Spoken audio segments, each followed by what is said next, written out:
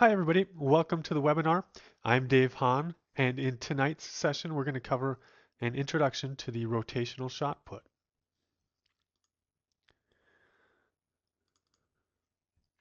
So the goal for the rotational shot put is the same as the glide. Obviously we want to propel the implement as far as possible without causing damage to oneself. The rules are also similar to the glide as well as the other throwing events. The implement must land in the sector. It must be certified for weight and diameter. The shot must leave from the shoulder. The athlete must leave from the back half of the circle under control after the implement lands. And once again, the implement must land in the sector. Those are the basic rules. Obviously, there are more if you go into the rule book, but these are the primary rules that athletes need to be concerned with. Now, safety, as with all the throwing events, you have to stress safety both in practice environments as well as meet situations. Uh, Realize that any of the throwing events could potentially be lethal if athletes are not safe. So make sure the athletes know where the risks lie and that everybody's paying attention. All right, so now let's get into the meat of the discussion tonight. The shot put spin, or the rotational technique. We're going to break it down into these steps. We're going to start with the grip, move into the stance and the entry, the sweep, the middle, the power position, and finished with the release or the finish. So the grip, once again, the same as the glide shot put for the purpose of this discussion. The shot is held at the base of the fingers, not in the palm of the hand. The thumb holds it up for support. I've heard this mentioned as carrying the pizza tray before. So reach the shot straight up. Turn the elbow out so that the thumb is facing the direction of the throw. Then bring the shot down, push it in, and keep the thumb down. So that with the thumb down, that's another cue for keeping the elbow up. Some athletes, I find it easier for athletes to think about holding the thumb down instead of saying elbow up so much.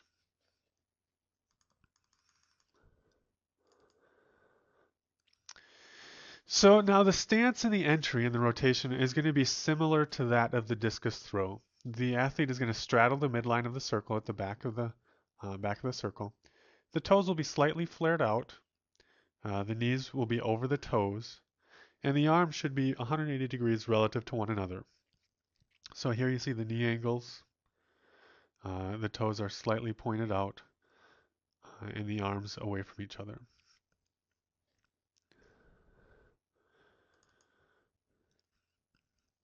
So the windup should build rhythm and keep the right foot down as long as possible. So with this athlete, you see he winds up uh, to about 270 degrees this way. The right foot stays down, he winds back. His spine is lined up, so he has good posture, but his hips are, or his shoulders are slightly forward, similar to a squat position.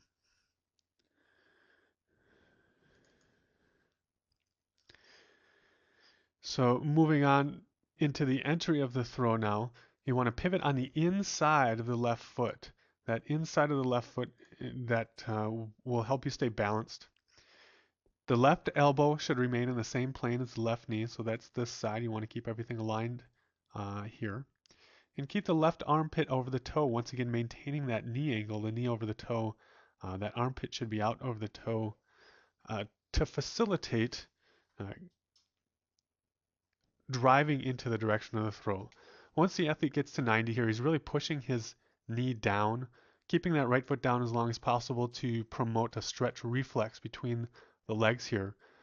So that with this long lever rotating around a stable axis that's going down here at 90 degrees, that's going to be what propels him into the middle of the circle. One of the common faults here that you'll see often with the rotation, especially with beginner athletes, is the over rotation on the back.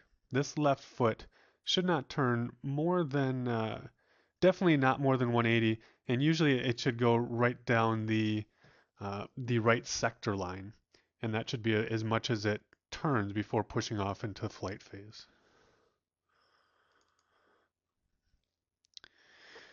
So now that takes us right into the sweep. And once again, we mentioned to create the stretch reflex in the legs, maximize the knee separation here out of the back.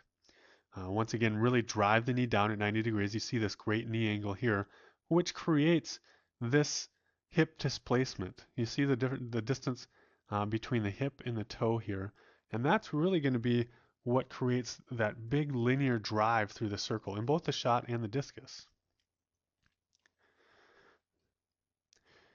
So it's important to keep this sweep leg long. Once it comes up, the toe should stay up in a dorsiflexed position.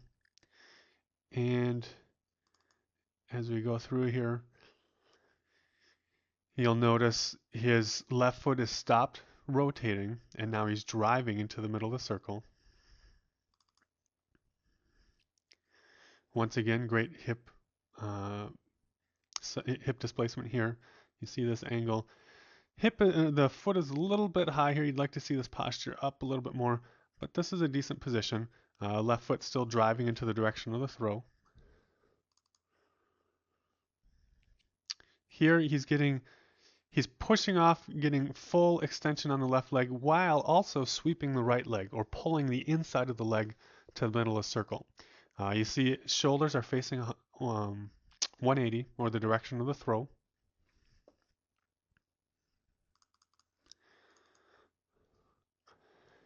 Still pushing. Right now he's still pulling with the inside of the leg here.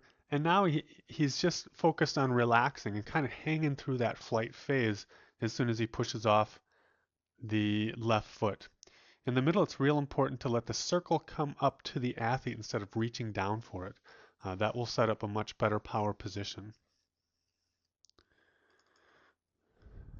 So in the middle, now you see he's tucking the toe in order to land in a better single support phase in the middle. And like I just said, let the circle come up to you or to the athlete. So basically that's saying land on a bent leg in the middle. If you're reaching down with that toe, uh, that causes the athlete to kind of just jump over this foot in the middle and then fall hard onto the front foot, kind of crashing into the power position.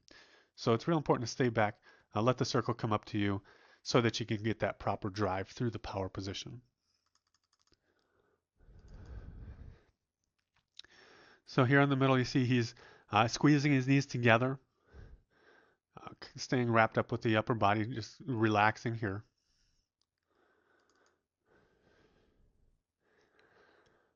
So knees together. The toes should be in a parallel relationship throughout the middle of the throw. And that means as you see his right toe here in the middle, his left toe is also pointed in the same direction so that as the left foot is rotating into the front of the circle, the right foot should also be rotating. So that means he's on the outside of the right foot, and these two feet move as a system instead of independently of one another. If you see the right foot stop turning here and the left get ahead, uh, that spells doom for the power position because then it's the athlete just yanks or pulls the shot put with the front foot instead of really staying back and being able to drive with that back foot.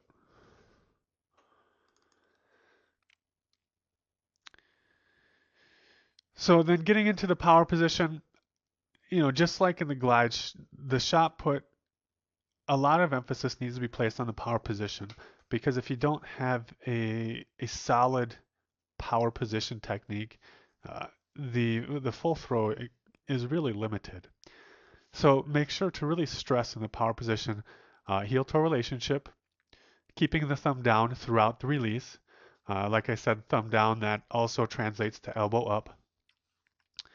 The shot put should be behind the back foot in the power position, and we'll show images of this in just a minute. Maintain a good posture from the heel to the head, and stay on the outside of the right foot. Remember in past sessions we've talked about turning on a dime, and that's where this should be the pivot point of the right foot. Once again, for a right-handed athlete, it's going to be on the outside of this right foot. So some pictures of the power position here. Once again, you see the axis from the left heel to the head.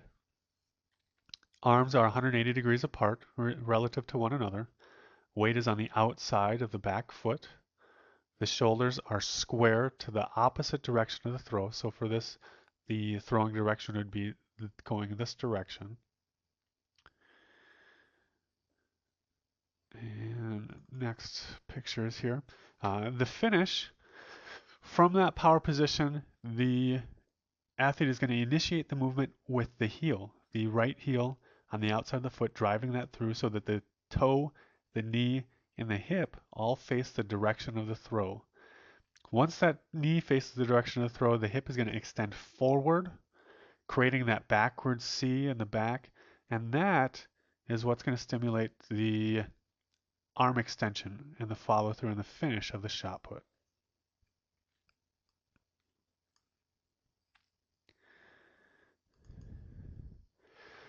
So some of the common errors you're going to see in the rotational shot put are going to be rushing out of the back of the circle, which is going to cause a crash to the middle, and that most of these often coincide with one another. Rushing out of the back leads to over-rotating in the entry, which is also going to lead to throwing the left arm or the shoulder into the throw and not waiting for the lower body.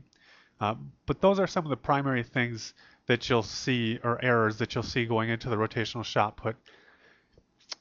And just like with the discus, the entry is so critical in the rotational shot put.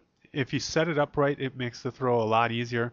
If you set it up wrong, it's going to be nearly impossible to be successful and to have proper technique with the throw.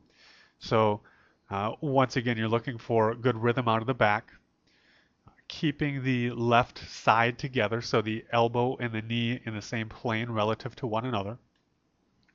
That left foot, you want to start really driving the knee down at 90 degrees so that it doesn't rotate past the uh, the right sector line while still in single support phase out of the back of the circle.